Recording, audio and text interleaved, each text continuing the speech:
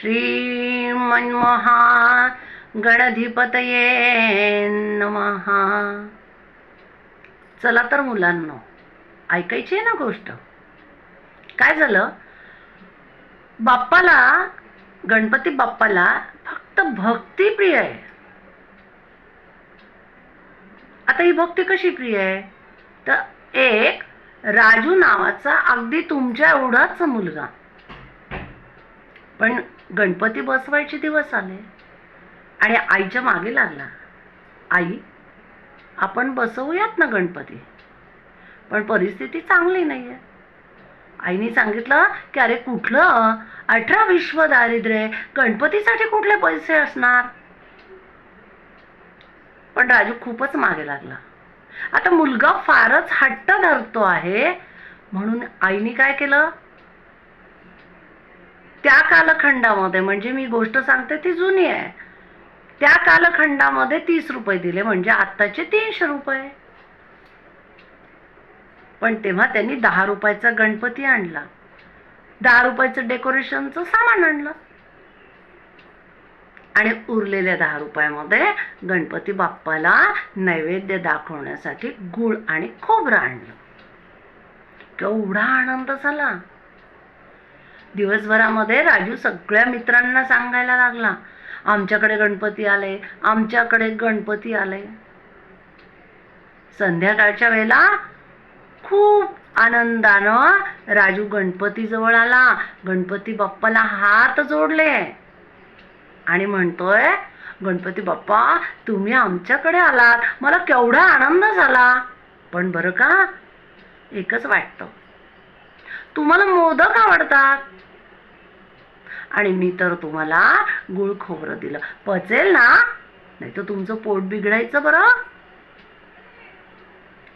पोट बिघडायचं म्हणून विचार केल्याबरोबर राजूने गणपती बाप्पांना सांगितलं, गणपती बाप्पा आमच्याकडे पोटात कळ आली आणि त्रास झाला तर मागे जावं लागतं बरं, परसाकडे, तिकडं अंधार असतो, एकटे जाऊ नका. झोपायला गेला. पुन्हा उठला, झोप येत नव्हती, पुन्हा गणपती बाप्पा जवळ आला आणि म्हणतोय, एकटं नाही जायचं, भीती वाटत असेल तर मला उठवा, मला न्या. पुन्हा झोपायला गेला, नाही झोप आली, पुन्हा उठला आणि गणपती ज्या ठिकाणी मांडलेला होता त्या ठिकाणी एक खड्डा खणला, आपल्याच वहीचा एक पुठ्ठा घेतला आणि त्या खड्ड्यात ठेवला आणि झोपताना गणपती बाप्पा जवळ आला आणि म्हणतो, गणपती बाप्पा फारच पोट बिघडलं, कळा आल्या, मी दिले त्या गुळ खोबऱ्यामुळं, तर फारच जर वेळ आली ना तर इथं खड्ड्यात करा बरं का, या पुठ्ठ्यावर, मी सकाळी नेऊन टाकेल. आणि झोपायला गेला. गाढ झोप लागली, पण पहाटेच्या सुमारास जाग आली. ते एकदम खडबडून जागा झाला आणि विचार केला, गणपतीने शी केली असेल तर. बरकन उठून आला आणि बघतो तो काय, खड्डा भरलेला आहे. तसाच आईकडे गेला आणि आईला म्हणतो, आई आई उठ, गणपतीनं शी केली. आई म्हणते, गणपतीनं शी केली, काहीतरीच काय. आणि आई येऊन बघते. आईने बघितलं, काय बघितलं, अहो तो खड्डा मोहरांनी, सोन्याच्या मोहरांनी भरलेला होता. म्हणजे सगळं दारिद्र्य गेला आणि एवढ्या भक्तीनं, एवढ्या भावनेनं गणपती बाप्पाला गुळ खोबरं दिलं. गणपती बाप्पाला गुळ खोबरं प्रिय नाही आहे, राजूची भक्ती प्रिय आहे. आपण बाप्पाची अशी अगदी अंतःकरणपूर्वक मनातून भक्ती केली तर गणपती बाप्पा नक्कीच आपल्याला ज्या मनामध्ये इच्छा असतात त्या पूर्ण करतात. आपल्या सुद्धा इच्छा पूर्ण झाल्या पाहिजे ना.